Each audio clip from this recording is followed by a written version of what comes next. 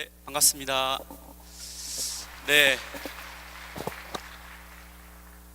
시간이 별로 없으니까 제가 발표 강연으로는 마지막입니다. 뇌는 마지막을 잘 기억하죠? 네, 그래서 마지막이니까 강연 함께 하도록 하겠습니다. 주제가 두뇌 인성 코리아 뇌활용 교육 해외 사례인데요. 20세기는 전 세계 모든 교육자분들이 인성과 학습 두 마리 토끼를 원했습니다. 인성도 갖추고 학습력을 갖춘 그것이 전 세계 국가 인적 자원 개발의 핵심 화두였죠. 하지만 그것은 쉽지 않았습니다. 하지만 21세기는 인성과 학습을 넘어서 인성과 창의적 인재를 원한다는 거 아마 다들 잘 아실 겁니다. 하지만 이제 오늘 뇌활용 행복 교육은 이것을 어떻게 할 것인가에 대한 하우에 대한 부분입니다. 그래서 어떻게를 이제는 인류의 자산인 뇌를 올바로 활용하고 개발하는 것으로 인간의 두뇌 발달 기제에 따라서 이것을 해결하겠다. 그 솔루션을 제시를 하고 있다. 이렇게 이해를 하시면 좋을 것 같은데요. 최근에 저희가 맞닥뜨리고 있는 인류의 직면한 위기라고 할 수 있는 것은 아마 지난주에 발표가 됐죠. 이게 네이처에도 발표가 되었는데요. 작년에 이세돌 알파고 뉴스 기억하시죠? 네, 지금 이제 당시에 알파고는 알파고리라는 버전이었죠. 구글이 만든 그 버전에 전 세계가 깜짝 놀랐습니다. 지금 미래 청소년들은 인공지능과 경쟁 혹은 공존할 첫 세대라고 하는 것이 이제 전 세계 교육 당국자들의 위기 의식인데요. 최근에 발표된 것은 올해 중국의 커제 구단을 이겼을 때 알파고 마스터라는 버전이었고요. 지난주에 발표된 버전은 알파고 제로라는 버전이었는데 이것은 작년에 우리 한국의 챔피언인 이세돌 구단과 붙었을 때와는 완전히 다른 버전입니다. 이 버전의 차이는 작년과 올해의 알파고는 전 세계 바둑 기보를 학습을 한 채로 바둑 기사와 붙었고요. 이번에 발표한 알파고 제로는 바둑의 규칙만 알려주고 데이터가 하나도 없이 무에서 시작해서 당시에 작년에 붙었던 알파고 이세돌 버전과 붙어서 단 72시간 3일 만에 그것을 뛰어넘었습니다.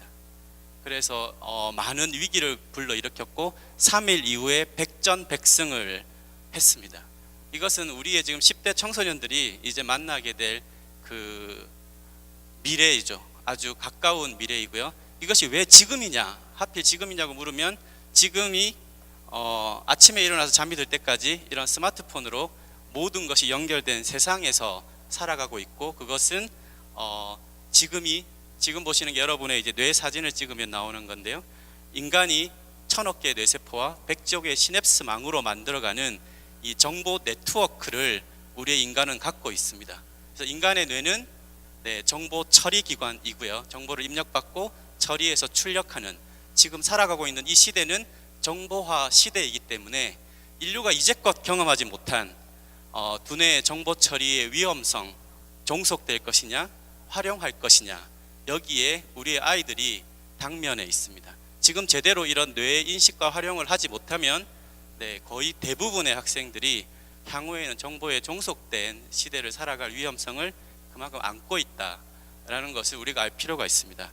한 가지 예시를 잠깐 드리면, 똑같이 게임의 정보를 많이 입력한 두 친구가 있습니다. 왼쪽에 있는 친구는 엄청난 양의 게임의 시간과 에너지를 투입해서 프로게이머가 된 친구가 있는 반면, 오른쪽 친구는 똑같은 양의 게임의 정보를 뇌에 입력을 받았지만 똑같이 처리를 형식을 했지만, 한 친구는 왜 게임 중독자가 될까? 왜 어떤 친구는 프로게이머, 어떤 친구는 게임 중독자로 바뀔까? 여기에 어떤 차이가 있을까요? 여러 가지 환경의 차이가 있지만 인공지능이 할 수 없는, 인간만이 할 수 있는 그 무엇, 인공지능이 아닌 자연지능, 그것이 바로 나는 이 게임을 왜 하는가, 나는 이 게임을 통해서 어떤 가치를 추구할 것인가에 대한 질문과 답을 하느냐 하지 않느냐는 겁니다. 로봇이 아무리 발달을 해도 로봇은 스스로 내가 로봇이라는 걸 알기는 어렵습니다. 이걸 자의식이라고 하는데요.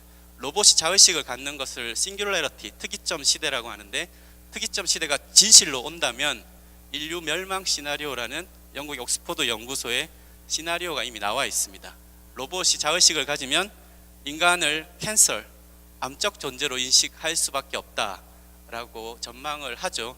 그래서 지금은 어떤 게 필요하냐? 인간만의 고유한 특징이 무엇인가? 인간만의 두뇌의 특별한 기제가 무엇인가를 우리가 좀 인식을 하고 미래 세대에게 이것을 전달하고 활용하게끔 이런 원리와 방법을 알려줘야 됩니다. 네, 그래서 여기 핵심이 그럼 뇌를 활용하고 하는 이런 내 마음대로 하면 좋겠어. 마음을 집중하고 마음 먹은 대로 하면 좋겠다. 이 마음은 어디에 있습니까? 네, 오늘은 뭐 뇌만 얘기하면 맞죠? 네, 이집트인들은 미이라를 만들 때 뇌를 어떻게 했습니까? 네, 뇌를 없애버렸죠. 환생을 믿었던 이집트인들은 심장만을 보관했습니다.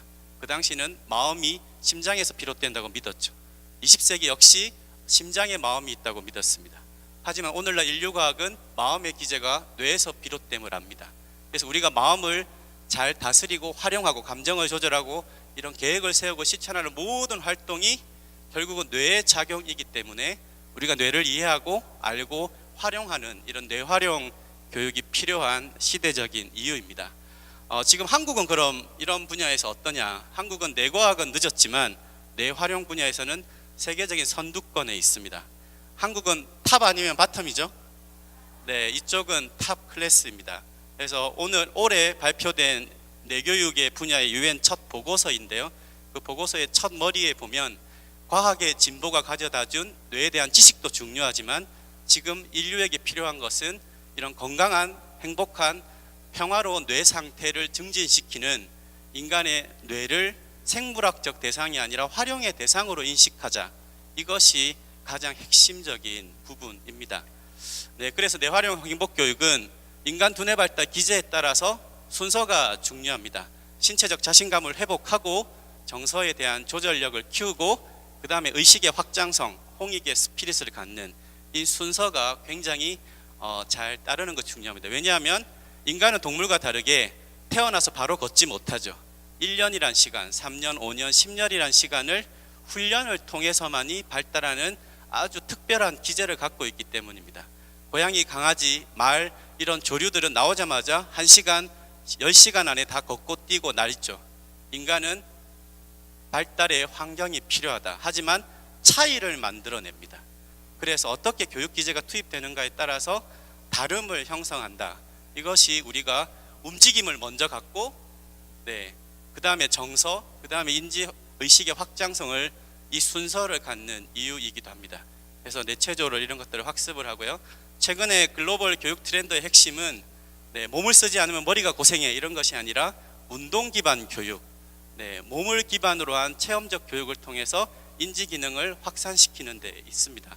우리나라도 이제 이런 걸 보조를 맞추고 있고 뇌활용 행복 교육이 여기에 좀 선도적인 이런 리드를 하고 있다라고 보시면 되겠습니다. 이 모든 것의 방향은 인간의 뇌의 진화적 구조에 따라서 생명의 기능을 담당하는 신체, 정서, 인지, 사고의 통합적 발달을 추구하는 것이 우리 어떤 인류의 교육에 있어서 바람직한 방향이다.